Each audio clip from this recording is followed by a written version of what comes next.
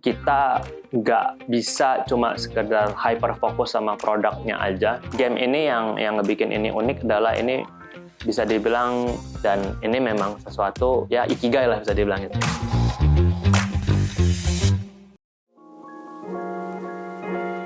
Nama gue Ivander, sekarang lagi kerja sebagai project manager di Kriegsfront Tactics. Well, di game development sih sebetulnya nggak terlalu jauh beda ya sama project manager, terutama di tech. Jadi kita menjadi jembatan antara director ke the rest of the team. Kita harus mengerti teknikalnya juga, walaupun nggak sampai kayak jago-jago kayak gimana gitu kan. Basically kalian jadi novan polis lah. Biasanya yang terjadi itu kayak diskusi yang bakal eskalasi untuk ngebikin project ini jadi lebih panjang lagi. Dan di situ kalian harus punya assessment yang cukup cepat supaya bisa apakah ini mau dijalankan atau enggak. Karena kalian juga harus punya balance antara membuat produk yang bagus di waktu yang nggak terlalu jauh. Karena pastinya di kebanyakan studio itu pasti ada kayak semacam budget constraint juga gitu kan. Emang dari kecil sih gue sukanya sama video game ya. Dan dulu karena masih bocah gitu kan, nggak ngerti apa-apa. Mungkin kalau misalnya gue gambar bisa lah gitu kan. Jadi gue coba masuk ke art, sempat jadi animator gitu-gitu juga. Tapi kayak ada sedikit disconnect lah sama dunia itu gitu loh. Pas itu gue keluar dulu dari dunia kreatif, terus coba buka startup gitu sama temen. Jadi pergi ke tech, dan di tech itu juga ngambil di manajemen juga. Ternyata kayak ini cocok gitu loh. Dan terus kayaknya boleh coba lagi nih di game gitu. Kebetulan Toge lagi buka lowongan untuk jadi project manager. Pas itu I take my chances and got it gitu. Dan the rest is history.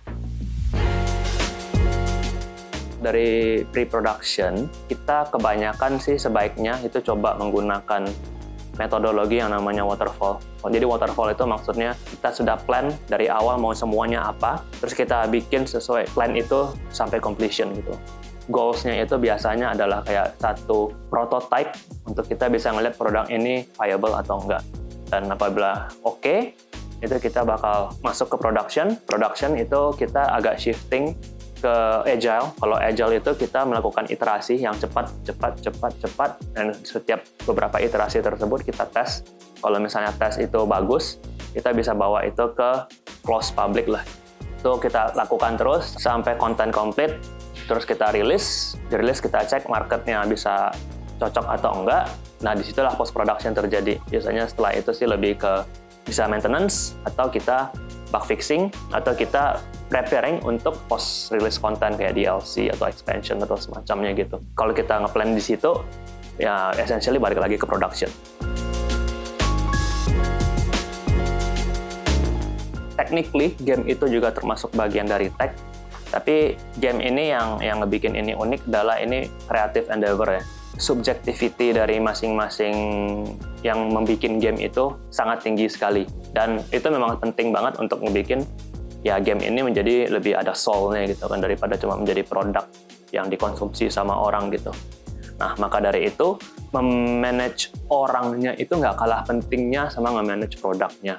Untuk ngebikin game ini sangat kompleks gitu kan, dan kemungkinan besar akan memakan waktu yang lama, dan itu pasti bakal terjadi burnout, bakal terjadi kayak cekcokan sama masing-masing orang yang berbeda lah gitu kan, terutama dari divisi-divisi lain. Dan di situ kita nggak bisa cuma sekedar hyper fokus sama produknya aja, tapi ya untuk human factor-nya itu sangat penting sekali gitu loh.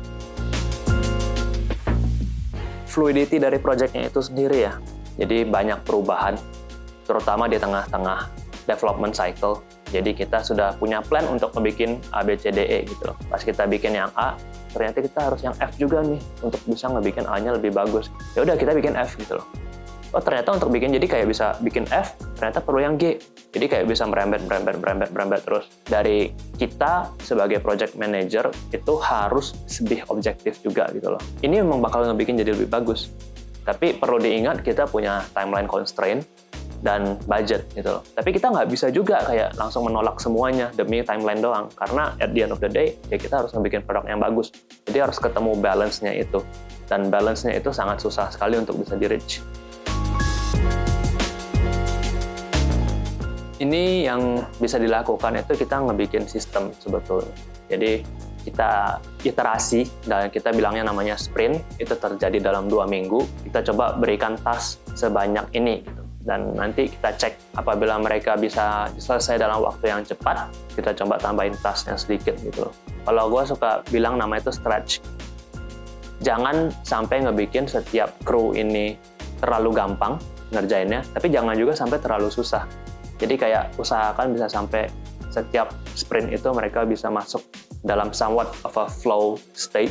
Itu memastikan supaya mereka challenge enough untuk bisa ngelanjutin tasknya, tapi nggak sampai terlalu overwhelmed sampai mereka kayak kehilangan moral lah atau kehilangan niat untuk bisa bekerja itu. Dan di situ menurut gue kayak burnout bisa terjadi. Dan kita pastikan kalau misalnya kerjanya dia bagus, ya kita harus kasih apresiasi. Mungkin lebih ke ngulik-ngulik sesuatu, tapi nguliknya itu bukan dari sisi teknikal, tapi dari sisi mengebikin mesin ini bekerja dengan lebih efisien, lebih efektif, dan memastikan kalau misalnya kita bisa ngebikin produk yang bagus. Kayak director itu lebih kayak the leader of everyone gitu kan. Project manager ini lebih kayak yang bikin strateginya supaya apa yang leader ini inginkan bisa didapatkan lah gitu, kayak UP dan Cukiliang gitu lah bisa dibilang kayak gitu. Dan ini memang sesuatu ya ikigai lah bisa dibilang gitu kan, apa yang gue suka, apa yang gue bisa, dan apa yang dunia inginkan, yang dunia perlukan lah gitu. Gue nggak klaim gue ini project manager yang the best atau gimana gitu, tapi I have the confidence probably my system will be able to make things a little bit better di game industry gini lah gitu.